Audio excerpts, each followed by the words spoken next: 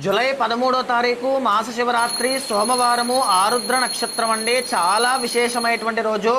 ఎవ్వరు ఈ వీడియో చూస్తున్నా ఖచ్చితంగా 10 మందికి షేర్ చేయండి. ఈ రోజు మళ్ళీ మళ్ళీ రాదు. తప్పనిసరిగా ఎన్ని పనులున్నా సరే దగ్గరలోని శివాలయానికి వెళ్ళి నీళ్ళల్లో మారేడు దళాలు వేసి ఆ నీళ్లతో స్వామికి అభిషేకం తప్పనిసరిగా నిర్వహించండి.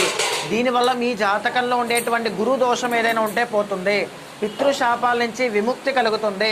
ఇంటిల్లపాది అందరికీ కూడా సర్వరక్షణ అంతా కూడా శివానుగ్రహం వల్ల మీకు కలుగుతుంది. ఇదే కాకుండా జాతకంలో గురుబలము లేక పెళ్ళిళ్ళు సెట్ అవ్వక ఆర్థిక సమస్యలతో ఇబ్బంది పడేటువంటి వాళ్ళు కానీ, లేకపోతే రుణ బాధలతో ఇబ్బంది పడేటువంటి వాళ్ళు, సంతానము కలగక ఇబ్బంది పడేటువంటి వాళ్ళు, శివానుగ్రహం కోసం పరితపించేటువంటి ప్రతి ఒక్కరూ కూడా ఈ రోజున సద్వినియోగం చేసుకోండి. శివ పంచాక్షరి జపాన్ని చేయండి, అభిషేకాన్ని ఆచరించండి. సాయంత్రం వేళ శివుణ్ణి దర్శనం